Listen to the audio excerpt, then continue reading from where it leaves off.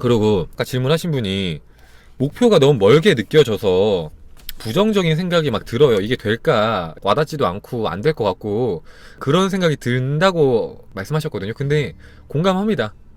그래서 이 책을 보시면은 그런 말도 나와요. 여러분들이 여기다가 쓰는 거는, 붙이는 거는 여러분들 진짜 원하는 걸 붙이는 거예요. 근데 사실 너무 먼 목표들 있잖아요. 예를 들면은 저 같은 경우에는 나는 구독자가 1억 명인 유튜버가 될 거야 라고 목표를 만약에 정했어요. 만약에 예를 든 겁니다. 그러면은 1억 명은 너무 멀게 느껴지잖아요. 그죠? 터무니없잖아요. 아, 나 지금 10,000명도 안 되는데 1억 명이라고? 아, 그게 말이 돼? 말도 안 되는 거잖아. 뭐 이런 생각이 들잖아요. 그러니까 중간 목표를 포스트잇에 쓰는 거예요. 포스트잇. 그러니까 제가 아까 말씀드렸죠. 사진만 붙이는 게 아니라 사진 밑에다 설명을 쓰라고. 설명을 쓸 때 너무 만약에 이 목표가 되게 와닿지 않는 목표다 하면은 중간 목표를 밑에다 쓰는 거예요. 중간 목표. 최종 목표는 몇 년도 뭐 며칠까지 이 목표가 이루어지는 거고, 중간 목표는 이거다 해갖고 중간 목표는 당장 한 2, 3개월 안에 이루어질 수 있는 걸로, 당장 2, 3개월 안에 이루어지기를 바라는 것들, 이루어질 수 있는 것들, 이루어질 거라고 믿을 수 있는 걸로 하는 겁니다. 그쵸? 중간 목표. 중간 목표를 딱 정하는 거예요. 딱 믿을 수 있는 걸로.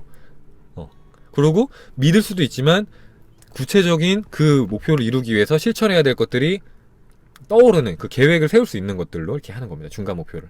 그래서 그걸 이렇게 해 나가는 거예요. 약간 다른 자기 개발서들에 나온 내용들이랑 비슷해요. 그죠?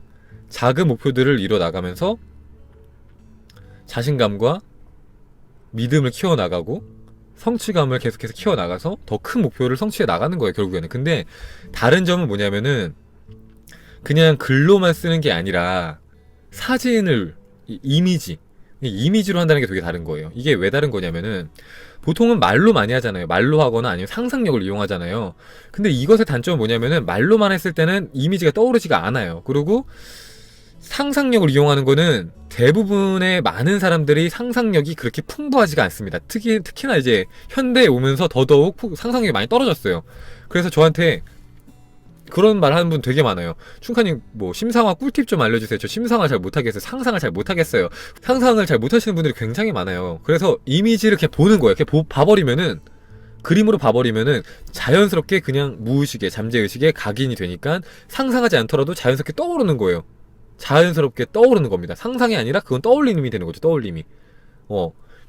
그래서 이 글로만 보는 것보다 그림으로 보는 게 훨씬 더 힘이 강력하다고 하거든요. 그래서 그 차이를 이용해서 하는 게 이 비전보드, 이 보물지도의 방법인 겁니다. 포인트인 거예요.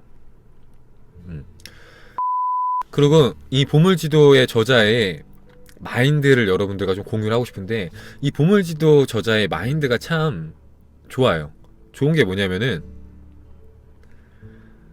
보통은 이제 소망을 이렇게 하면은 그 소망이 꼭 이루어져야만 해 하면서 집착을 하잖아요. 이거 소망 안 이루어지면 어떡해?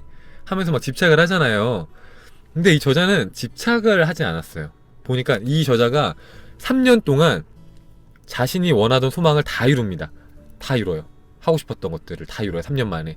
근데 제가 봤을 때는 그렇게 할 수 있었던 가장 큰 이유 중에 하나가, 이 저자는 예를 들면은 내 책은 베스트셀러, 2019년도까지 베스트셀러가 된다 라고 해요. 근데 그렇게 끝나는 게 아니라, 나는 내 책이 2019년도까지 베스트셀러가 되면 좋겠어. 근데 뭐 안 되더라도 1, 2년 안에만 되면은 그래도 괜찮을 것 같아. 뭐 되면 좋고 아니면 말고. 약간 이런 식이에요. 이런 식. 그러니까 꼭 돼야만 해 하면서 집착하는 게 아니라, 그냥 소망이 되면 좋고 안 되면 어쩔 수 없지 뭐. 그러고 조금 더 빨리 이루어지면 좋겠지만 좀 늦게 이루어져도 뭐 괜찮지 뭐 하면서, 그러니까 중요성을 높이지 않는 거죠.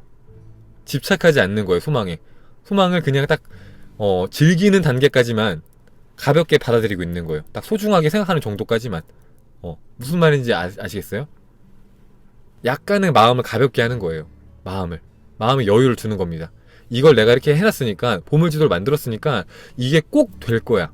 안 되면 안 돼. 무조건 돼야 돼. 이 기간까지 무조건 돼야 돼. 이런 집착을 하지 않는다는 거예요. 이런 집착 하지 않고, 이 기간까지 되면은 가장 좋고, 아니어도 머지않아서 되겠지. 약간 그런 마음. 약간 내려놓기의 마음을 같이 하는 거예요. 내려놓기.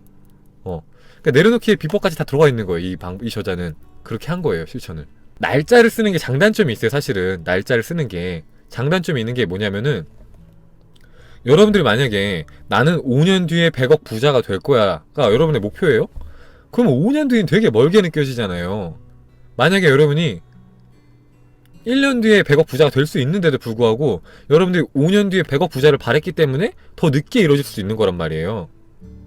그래서 사실 기간은 장단점이 있는데 그것에 대한 해법으로 그 포스트잇 붙이라고 했잖아요. 그래서 여러분들 기간을 딱 쓴 다음에 그 밑에다 뭐 이런 말 쓰는 거예요. 더 빨리 이루어지면 좋고 아님 말고 막 이런 식으로 쓰는 거예요. 밑에다.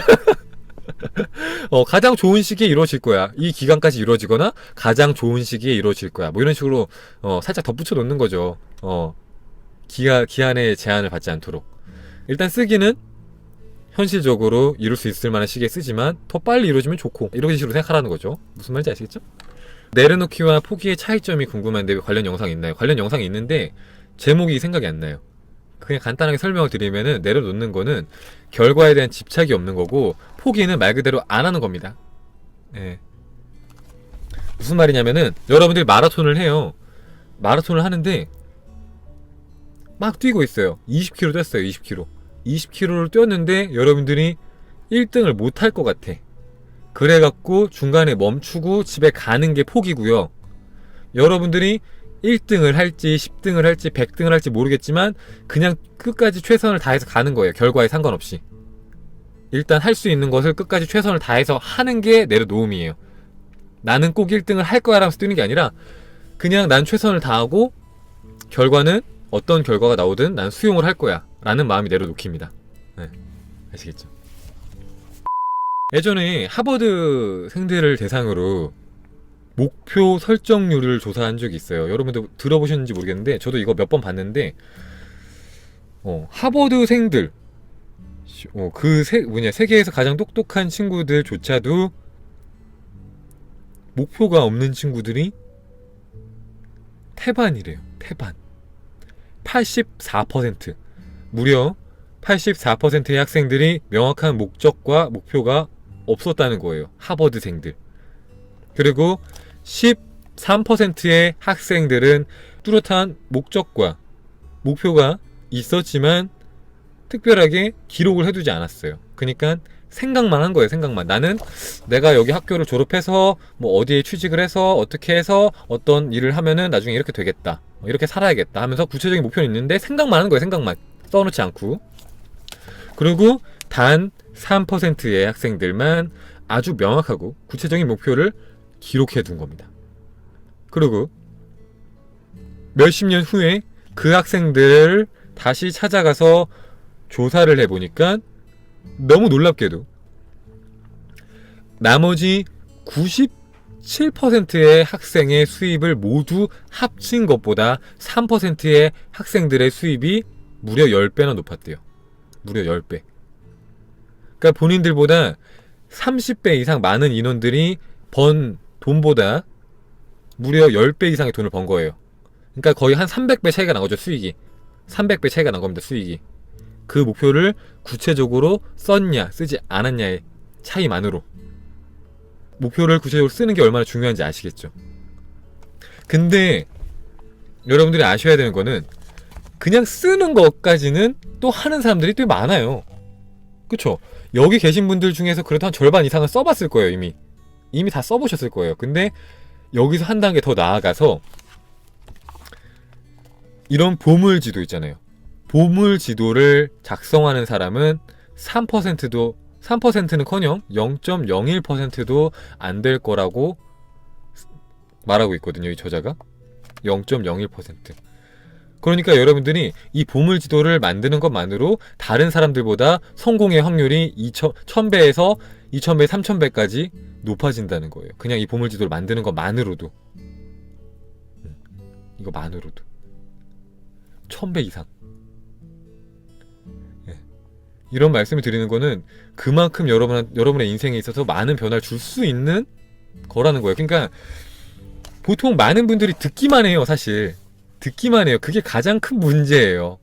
여러분들 비전보드 보물지도 처음 들어봐요? 아니죠. 이거 10년 전부터 들어봤잖아요. 10년 전, 5년 전. 옛날부터 들어봤잖아요. 근데 해봤어요? 안 해봤죠. 하다 말거나, 그쵸? 아니면은 그냥 어디다 붙여놓고 그냥 까먹거나, 그냥 붙여놓는 데까지가 끝이 아닙니다, 여러분들. 만들었으면 계속 봐야 돼요. 만들었으면 계속 봐야 됩니다. 그래야지 여러분들 진짜 제대로 한 거예요.